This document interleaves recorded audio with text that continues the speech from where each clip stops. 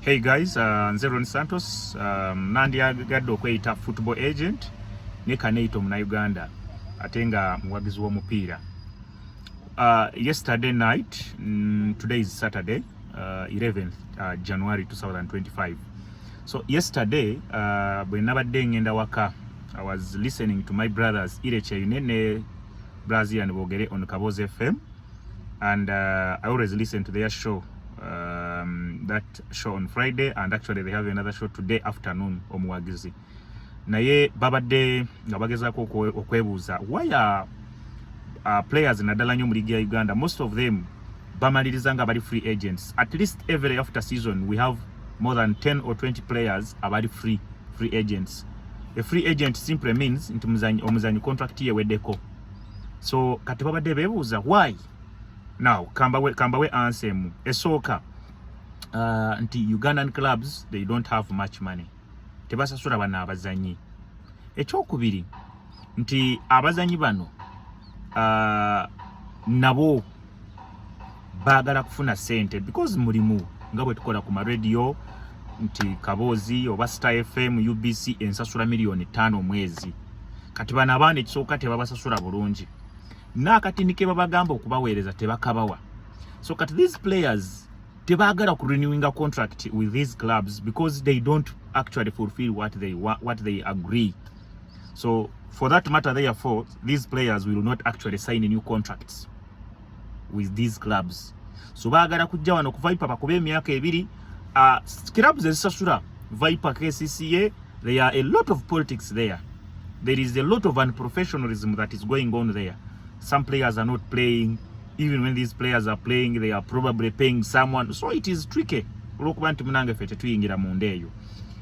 one of the reasons why these clubs, or rather these players, get or be free at the end of the season, it is because they are paid little money and sometimes it is not coming, and probably they are not motivated where they are. So they always say, let's can Mario mwaka gwange gume emyaka ebiri ngende. Nembadde njagala kwogera kano nti abazanyi ba Uganda abasinga, actually I can say, I don't want to exaggerate it, but 80% of the Ugandan players tebamanyi contract ze basigninga. Why? One, 95%, I repeat, 95% of the Ugandan players in Uganda Premier League, they are represented by their head coaches at their clubs before they are sacked. Nchiddamu 95% ebitundu 95 ku buli 10 ku bazanyi boolaba mu Uganda Premier League ba manager baabwe be ba coach ababatwala ku mirimu oba ba coach abatendeka clubs. For that matter, therefore, these coaches have no knowledge about contracts. Many of them, all they want is money. Mbeso omuzanyi ku express but wadde milioni mukaaga ye tagenda soma mu contract, tagenda kulaba contract, tagenda kulamuza contract okwogera ku contract nga bwe ino okubeera. All the player, all the coach wants, omuzanyi ajja musambira mujje kwa kasente. Encha coach bwe bana amugoba omuzanyi nga yalowooza basigninga myaka ebiri. To check in the contract, it is 4 years. Ekyokubiri nti clubs zino okubeera ziri ruled or they are being run by rather they are actually controlled by people who are so unprofessional. Actually I can say bakwasagala kujayo manya nze nyina club jemanyi. One of my players bamutuukira ne bamugamba twagala kusigninga naye tugamba agent, tetwagala bintu bya agent mu contract eno. So they want to meet a player because when they meet a player they will probably bajja mu kumutiisa bamu. I told you that time what happened when my player was going to Villa, and what happened, they met him. They were like 5 guys in an office. Ne basoka ne bamuzala waawo ne bamujerega ne bajerega omuzanyi wange. Kana kantu nsobola okukabanyumiza ne kali kasesa. So they called my player in an office because yangamba nanga bangambye naye sigenda na agent. Ne mugaye tewali buzibu, gendayo but don't sign any document. Now this boy went, bwe yatuukayo nasanga omugaga nga nyina w'abasajja be 5 bakawboyi bange, nange nsobola okubeerawo ne bakyali bange, ne ngamba naye omuyayi ono bw'anaatuuka wano wesuko tandikirawo gabi ka size nga katono nnyo mbadde manyi wa amaanyi tusala na nviri. Kati omuzanyi wange bwe yatuuka mu office ya vira. The reason I'm saying this it is because I have proof. And I think I've ever said it on Naline Brand Kawalia.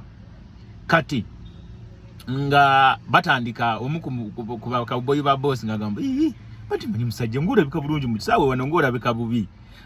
Kati ono nagamba enviri biki.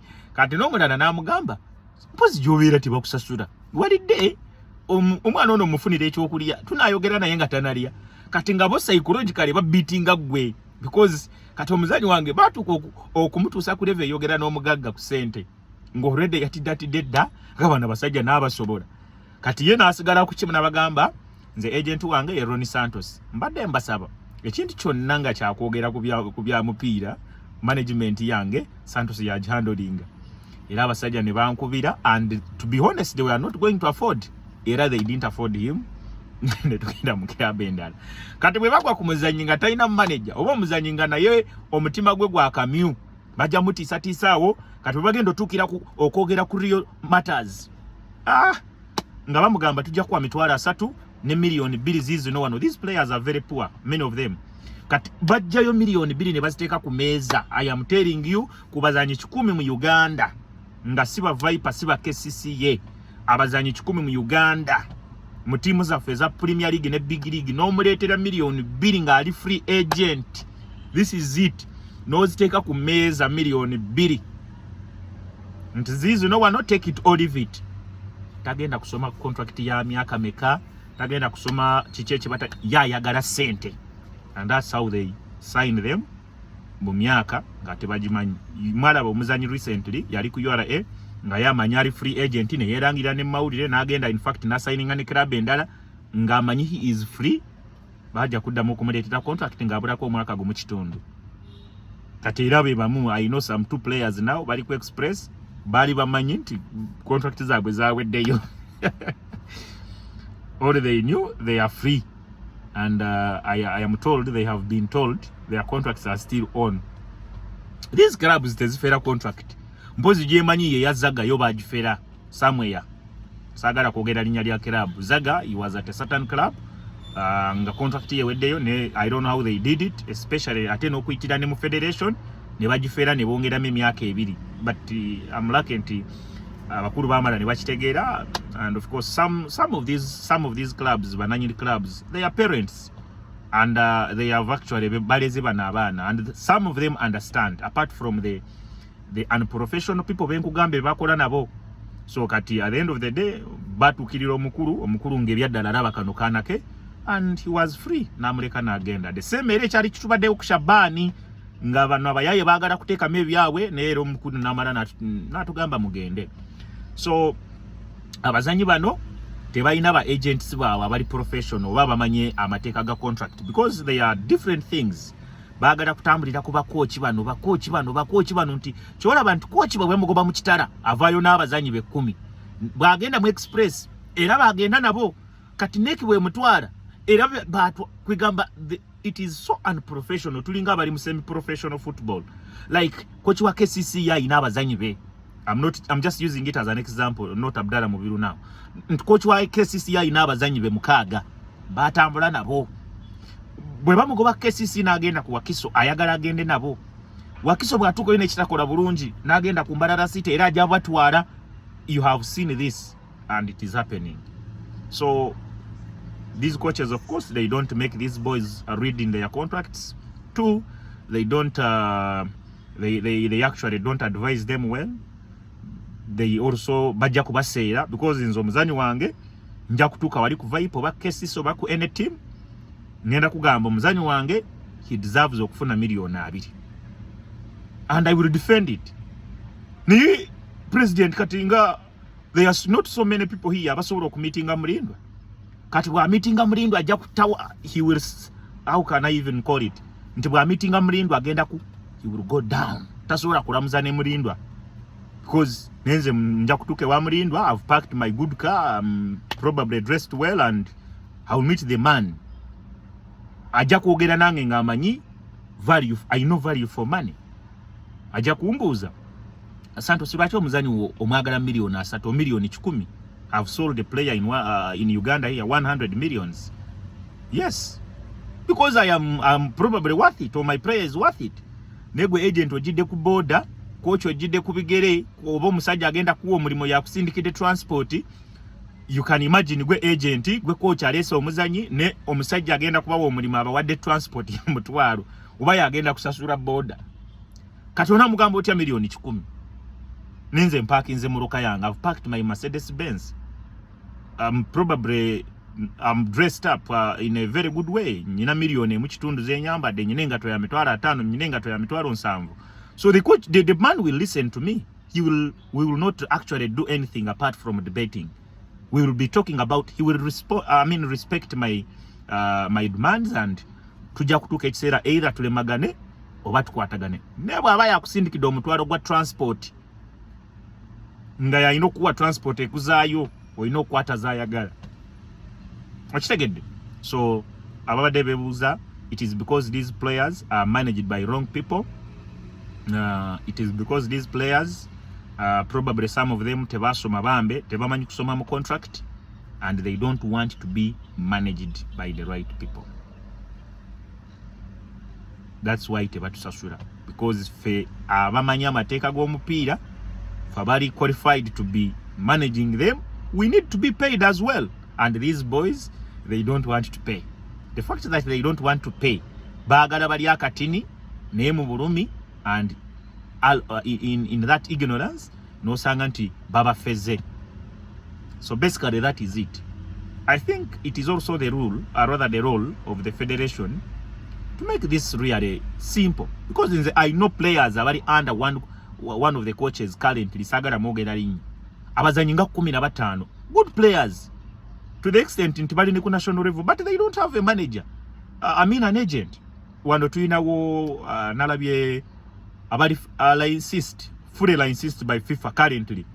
Namanya Dennis Prosper lwakuba muyaye yanfera ku sente zange za gift, but is one of the biggest agents between wano ne bwaba tayagala kusasula abantu, ndowooza naye Dennis tekijja kutambulira bulungi. You have to pay people. Omuntu bwaba akoledde omulimu musasule. Dennis, you are a very good agent, but please pay people. Pay people. Then Kayemba Soro, oyo tebamwogerako, is one of the most intelligent football agents here. So you players, go to those guys, register with them, they manage you. You will be fair. You get it? Then let's pay. Oli bwaba akoze omulimu musasule. Wish you a very good year, 2025. Yes, I am still into management, though not in Uganda now. Abazanyi ba Uganda, you are my brothers, you are my friends, I can advise, but no. No and no. And by the way, even clubs is Uganda. I don't know, but mami wange yanga, rather my judge yanga nti never say never. But I don't think. But I'm doing management, and at a big level. I sat for my FIFA exams. I failed, unfortunately. They were very tricky. They wanted 15. They wanted 15 out of 20 questions. I only managed 13. So maybe I will resit again. If I'm lucky, I will pass. I didn't read.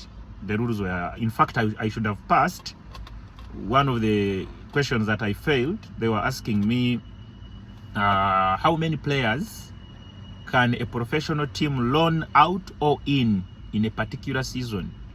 Nali nkyali ku byaffe ebikadde 8 players. Unfortunately, amateeka bagakyusa kati gali mukaaga. The rule was changed in July last year. I sat my exam in Croatia, in Zagreb, last year in December. Is it December or November? I think, yeah, November. So I failed, but that is it anyway. So hoping for next, rather hoping for the best in the next sitting. That is if I wish to. But I'm doing management. There are so many people coming in my inbox, Twitter, where I don't manage Ugandan players. I can advise, we are friends, we are brothers, but to hell, no and no. Maybe at a certain time, or if I see someone bright, someone, who can be trustworthy.